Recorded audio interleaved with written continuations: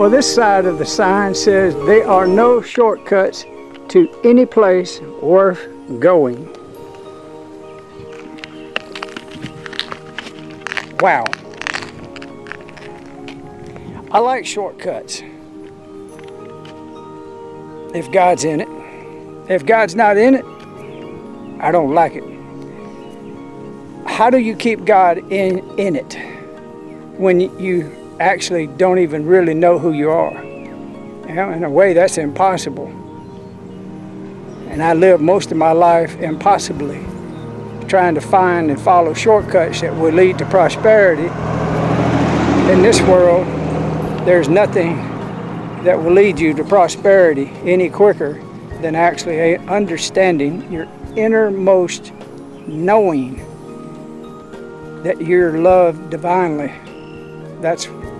I said this in a video, I think the last time I was here at the sign. There are billionaires that would desire to have stillness and peace in their mind and have a body that is healthy. That type of wealth will gain you nothing in a world gone crazy. They seem to have it all, don't they? But you know what?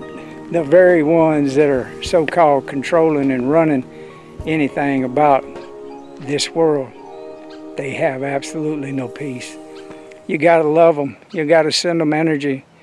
You got to understand the pain that they're in, to understand an inner knowing what and why they do the crazy stuff that they do.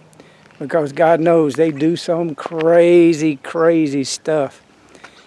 And it's all coming to the light of day. Everything is going to be disclosed in its time. And it's getting time for its time. I'm in time to witness it. Otherwise, I wouldn't be here. Someone has to hold an anchor to reality that is gone amok. And until then, I'm a placeholder in my own story. I'm a placeholder. I know the day I woke up. I know the day I came to Christ was August the 17th, 2003. This August will be 20 years. Do I control anything? No. Do I have anything? Truth be known, no. I'm wealthy when it comes to knowledge of who I am in Christ. I'm a billionaire. I have the ability to create out of my positive modality of knowing who I am in Christ. And with that information, I create a healthy body, a healthy mindset. I create only the things that would feed me. If it doesn't feed me, I don't want it. If it causes me pain, I have to examine it and see where the pain is really coming from. Is it misguided, or is it trying to warn me of something? Our bodies are giving us signals, and if we're out of tune with Christ and the flow of the Christ energy, then we can get out of step. And if we get out of step, a sickness, a disease, anything could happen that would take over our mind and thoughts and put us into fear. So, just saying that, I'm going to cut it short because there are no shortcuts to the reality of who we really are. We spend a lifetime not knowing, and then we spend another 20 years in peace like I did and now I'm doing. I love everything about my Father. See these clouds behind me? You see this reality? When you put love in it, it's real. There's a bike rider. Hey, bike rider! Oh, he's getting it. Look at that. He's doing what he loves. My advice to you is only do that that brings you joy. Do that that brings you peace.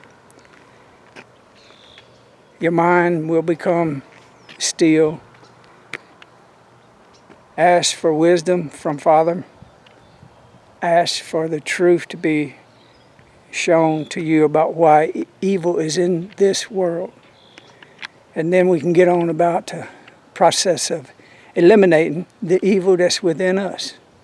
The egoic carnality that would separate us from a loving Father is in your control. And that's what the ones that control the world don't want you to know that you have control over. The only thing you got control over is your thoughts. Are your thoughts today real?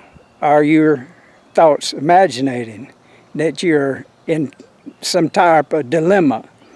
Detach from that dilemma and come on over into the side of peace and love and stillness of mind, because they're your thoughts until they're not.